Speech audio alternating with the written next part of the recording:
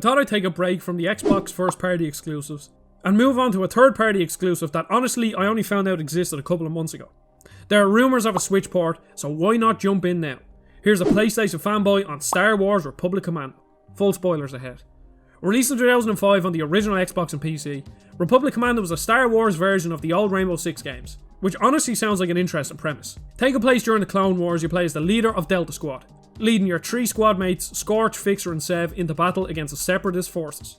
When it released, it received some pretty decent reviews, but for whatever reason has went on to create a cult following. Now the reason I say for whatever reason is because the game's premise is fucking brilliant, but the execution in most areas is mediocre at best. Now I'm no Star Wars buff. I enjoy the movies and I'd say I know slightly more than your average bear about it, but by no means am I knowledgeable when it comes to Star Wars. Growing up in the early 2000s meant I loved the prequels, and to this day I still think Episode 1 and particularly Episode 3 are good movies. So naturally I was excited to play as a group of clone troopers blasting droids left, right and centre. The game takes you to some cool locations. Roaming the deserts of Geonosis, crawling through the air vents of a derelict Republican battleship, and my favourite mission, navigating through the dense forest of Kashyyyk. And for whatever reason, the Wookiees look just as good as they did in Jedi Fallen Order. The mission structure is nothing spectacular, usually going through a linear corridor and interacting with a panel or planting a bomb or something like that. The chatter between your squad mates is pretty average, and there are a few lines that made me laugh. One of them which stood out was that one of your squad mates shoved something up his arse while he was being interrogated so they wouldn't find it. I lost the footage so I can't show you, but that was probably the best one. Each squad mate has their own personality, but the game failed to create any connection between me and the characters. I only finished the game about an hour or two ago and I couldn't tell you which character had which personality. And this is most evident in the final mission where one of your squad mates dies, but how the game conveys it then quickly skips to a cutscene is criminal. Story in general is pretty poor. I was doing a bit of research on the game after I beat it, and it turns out the missions don't take place one after another. There's years between a few of them, but the game fails to tell you this.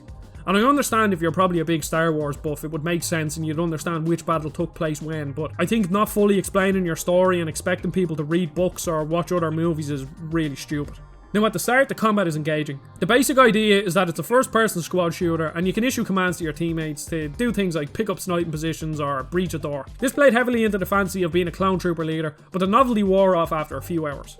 At the start, the game drip feeds you new weapons. You have a blaster rifle, sniper, pistol and then a rocket launcher. And then some enemies drop weapons throughout the levels, and these were the most interesting in the game. Basically every single weapon lacked any real feedback apart from the explosive based weapons and the shotgun. The main blaster rifle felt absolutely terrible to use. There was no feedback from the gun and the impact on enemies is practically non-existent. The shotgun felt good to use, but I'm not sure if it's just because the other weapons felt so bad. You'll encounter 3 different classes of enemies across your 6 or so hours with the game. The bug-like Geonosians, the Trandoshans and the droids. That's actually a pretty hard sentence to say. Geonosians are the first enemies you encounter, but are only 2 variants. Ones that take a few bullets to hit and then the elites. These sponges are extremely unbalanced and can easily wipe out your squad in seconds. They were an absolute pain in the hole to fight. The 3 types of droids are the Commando droids, Super Battle droids and Droidekis.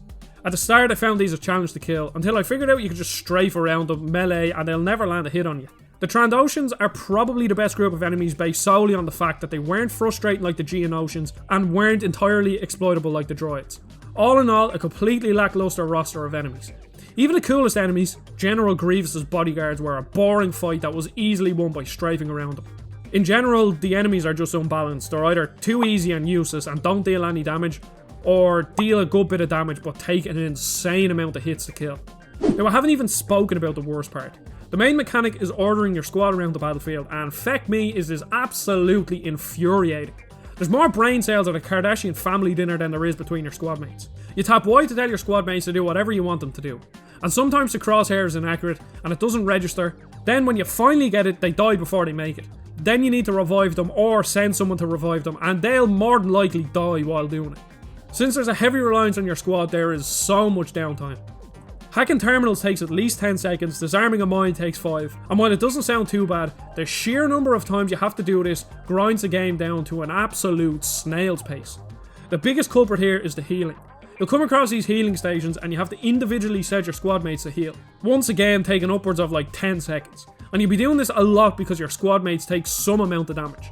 As much as regenerating health is considered a bad thing in FPSs and the Doom style health pickups are better, this is an absolute terrible middle ground and they probably should have just went with regenerating health. For such a short game, the levels drag on for so fecking long. Mostly running through areas that look the exact same and with little to no variation in gameplay.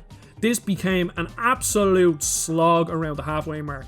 I had no desire to come back to it, but I pushed on through and beat the game, but I really wish I hadn't. Look, usually I can find the good in most games, and I have no problem playing janky games. I can excuse some things because of the game's age, but with games like Halo 2, Time Splitters, and Medal of Honor Frontlines releasing years before this game, I can't find any compelling reason to play this over any other FPS at the time. I don't like shitting on things, but how in God's name has this a cult following? If this game is coming out on Switch and you're wondering if you should pick it up, even for $10, I would say no. Avoid it at all costs and buy a better FPS. Anyway, there's Star Wars Republic Commando. Hopefully this is the worst game I played during the series. The next game I'm playing is Halo 3. I hope you enjoyed the video. I really appreciate you watching. Don't forget to subscribe and join the Discord down below, and I'll see you all on the next video.